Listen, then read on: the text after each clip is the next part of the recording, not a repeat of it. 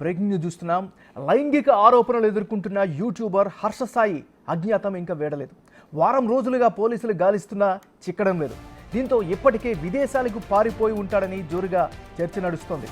హర్ష సాయి తాను ఎక్కడ ఉన్నాడు అన్నది ఎవరికీ తెలియకుండా చాలా జాగ్రత్త పడుతున్నట్లు అనిపిస్తోంది. కానీ తన ఉనికిని మాత్రం కాపాడుకుంటున్నాడు. అందుకే ఎప్పటికప్పుడు ఆడియోలు, వీడియోలు రిలీజ్ చేస్తున్నాడు.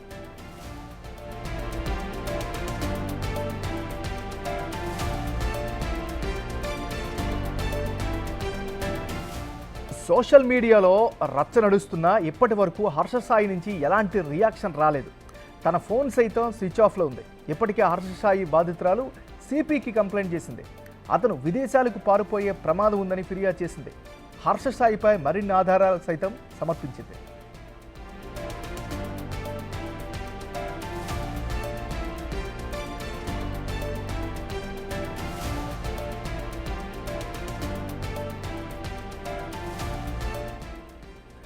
అటు జానీ మాస్టర్, ఇటు హర్ష సాయి విషయంలో పోలీసుల తీరుపై బోలెడని విమర్శలు చక్కర్లు కొడుతున్నాయి. వారి కేసుల్లో ఎందుకు అలసత్వం వహిస్తున్నారు అనే ప్రశ్నలు బలంగా వినిపిస్తున్నాయి.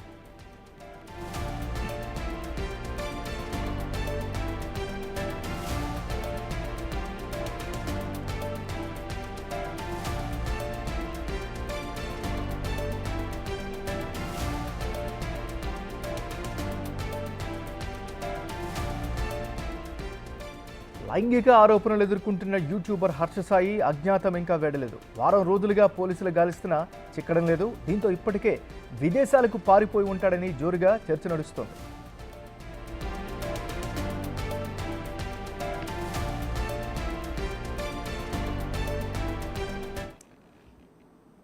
లైంగిక ఆరోపణలు ఎదుర్కొంటున్న యూట్యూబర్ హర్ష సాయి అజ్ఞాతం ఇంకా వేడలేదు. వారం రోజులుగా పోలీసులు గాలిస్తున్నా చిక్కడం లేదు. దీంతో ఇప్పటికే విదేశాలకు పారిపోయి ఉంటాడని జోరుగా చర్చ నడుస్తోంది. హర్ష సాయి తాను ఎక్కడ ఉన్నాడు అన్నది ఎవరికీ తెలియకుండా చాలా జాగ్రత్త పడుతున్నట్లు కనిపిస్తోంది. కానీ తన ఉనికిని మాత్రం కాపాడుకుంటున్నాడు. అందుకే ఎప్పటికప్పుడు ఆడియోలు, వీడియోలను రిలీజ్ చేస్తున్నారు. ఇక ఇదే అంశానికి సంబంధించి మరింత అప్డేట్ని మా రిపోర్టర్ రాణా అందిస్తారు. రాణా, చెప్పండి. అయితే మన దాదాపు వారం రోజుల పైన అయిపోయింది. ఇప్పటికే బాధితురాలు అనేకమైనటువంటి ఆధారాలు కూడా సమర్పించింది. అయినప్పటికీ పోలీసుల నుంచి ఎటువంటి స్పందన లేదంటే కూడా బాధితురాలు వాపోతుంది. ఇప్పటికే ఇదే విషయం పైన సిపిని కూడా ఆమె సంప్రదించింది. ఇతర కేసుల్లో రేప్ కేసులు వచ్చినప్పుడు చాలా తొందరగానే స్పందించే పోలీసులు హర్ష సాయి విషయంలో మాత్రం ఇప్పటివరకు పట్టుకోలేకపోతున్నారనేది ఒక అపవాదన అయితే చెప్పినటువంటి నేపథ్యంలో అయితే పోలీసులు మాత్రం ఒక వర్షం చెప్తున్నారు. మేము కేసు రిసీవ్ చేసినప్పటి నుంచి అనేక విధాలుగా కూడా ప్రయత్నిస్తున్నాం, తన లొకేషన్ కూడా ట్రేస్ చేయడానికి చేస్తున్నాం. కానీ ఫోన్లన్నీ కూడా ఒక ప్లేస్ లో పెట్టేసి వేరే వాళ్ళకి ఇచ్చేసి తను మాత్రం ఎక్కడి నుంచో వెళ్ళిపోయాడు. ఇక్కడైతే హైదరాబాద్ లో లేడు, విజయవాడలో లేడు, ఈవెన్ దో వైజాగ్ లో కూడా లేరు అనేసి కూడా పోలీసులు చెప్తున్నారు. అతని కోసం మేము ప్రత్యేక బృందాలతో కూడా గాలింపు చర్యలు చేపడుతున్నాం అనేసి కూడా పోలీసులు చెప్తున్నారు. మరోవైపు ఇప్పటికే యాంటిసిపేటరీ ఫైల్ కోసం చాలా తీవ్రంగానే హైకోర్టులో హర్ష సాయి ప్రయత్నిస్తున్నట్టుగా మనకు సమాచారం అందుతుంది. దానితో పాటు ఇప్పటి వరకు బాధితురాలు మాత్రం ఇప్పటికే హర్ష సాయి విదేశాలకి పారిపోయే అవకాశం ఉంది, పైగా పారిపోయి ఉండొచ్చు అనేది డౌట్ రేజ్ చేసిన నేపథ్యంలో సిపిని కలిసి కూడా ఇదే అంశాన్ని కూడా ఆమె ప్రస్తావించారు. సో సిపి కూడా వెంటనే నార్సింగ్ పోలీసులకు కూడా చెప్పడం జరిగింది. హర్ష సాయి ఎక్కడున్నా కూడా పట్టుకోని కూడా చెప్పడం జరిగింది. దాని దగ్గరగానే ఇప్పుడు చర్యలు చేపట్టామనేది కూడా పోలీసులు చెప్తున్నటువంటి నేపథ్యంగా పడుతుంది. అయితే జానీ మాస్టర్ విషయంలో గోవా వరకు వెళ్ళినటువంటి నార్సింగ్ పోలీసులు ఆయన్ని కేవలం 2 రోజుల్లోనే పట్టేస్తున్నారు. కానీ ఇప్పుడు హర్ష సాయి విషయంలో దాదాపు వారం రోజులుగా వస్తుంది. దానికి తగ్గట్టుగా బాధితురాలు మీద సంబంధించినటువంటి వాళ్ళిద్దరూ మాట్లాడుకున్నటువంటి ఆడియోస్ ఏవైతున్నాయో కొన్ని ఎడిటెడ్ పర్సన్ అంటే బాధితురాలే తప్పు చేసినట్టుగా, బాధితురాలే హర్ష సాయిని ముగ్గులోకి లాగుతున్నట్టుగా ప్రయత్నిస్తున్నట్టుగా ఆ వీడియోలు, ఆడియోలు కానీ కొన్ని బయట పెడుతున్నటువంటి పరిస్థితిగా పడుతుంది. ఈ ఆడియోలు ఎక్కడి నుంచో బయట పెడుతున్నారు. ఎందుకంటే ఒక పక్కా ప్రణాళికతోనే 30 seconds 1 minute అట్లా ఈవెన్ దో డేట్లతో సహా ఏ సమయంలో మాట్లాడాలనేది కూడా ఆడియో ముందు పెట్టి వాటిని మీడియా ముందుకు రిలీజ్ చేసినటువంటి ఉదంతం పైన కూడా ఆమె అభ్యంతరం వ్యక్తం చేసినటువంటి నేపథ్యంగా పడుతుంది. అలాంటి ఆడియోలు కానీ వీడియోలు కానీ నా దగ్గర చాలా ఉన్నాయి. కాకపోతే నేను అవన్నీ పోలీసులకి, కోర్టుకు మాత్రమే సమర్పిస్తానంటూ కూడా బాధితురాలు చెప్తుంది.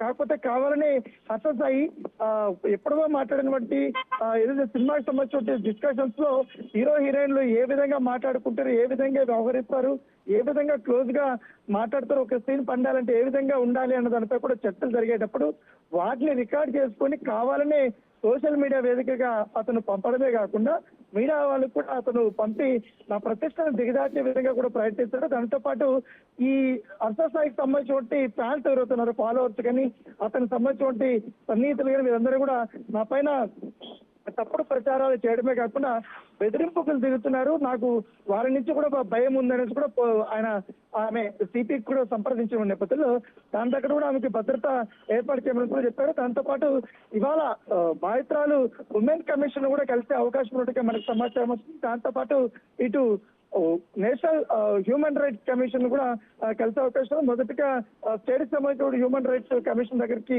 ఆమె వెళ్ళి అక్కడ రిప్రజెంటేషన్ ఇచ్చి జరుగుతున్నటువంటి పరిణామాలపైన కూడా ఆమె మాట్లాడే అవకాశం ఉన్నట్టుగా మనకు సమాచారం అవుతుంది.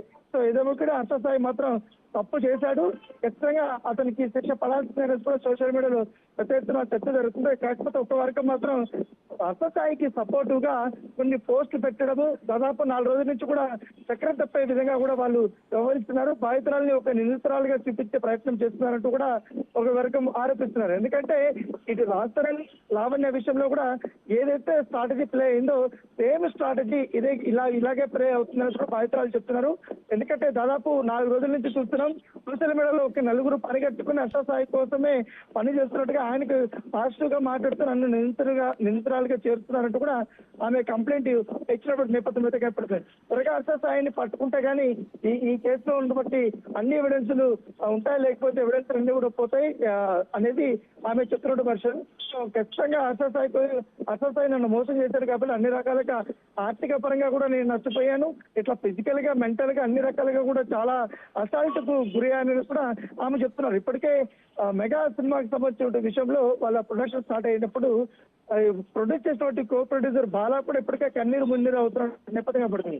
సో అసోసాయి చేసిన చెప్తున్నారు. ఇన్ని అప్డేట్స్ నేపథ్యంలో నెక్స్ట్ పోలీసుల స్టెప్ ఏ విధంగా ఉండే అవకాశం ఉంది? అయితే పోలీసులు మాత్రం చెప్తున్నారు మేము అనేక రకాలుగా కూడా ప్రయత్నిస్తున్నాం, ఇప్పటికే రాజేంద్రనగర్ ఎస్ఓటి టీం కూడా అతని ఆచరణ కోసం ప్రయత్నిస్తున్నాం, కానీ ఆయన ఎప్పటికప్పుడు ఆ ప్లేసెస్ అనేది మార్చేస్తున్నాడు.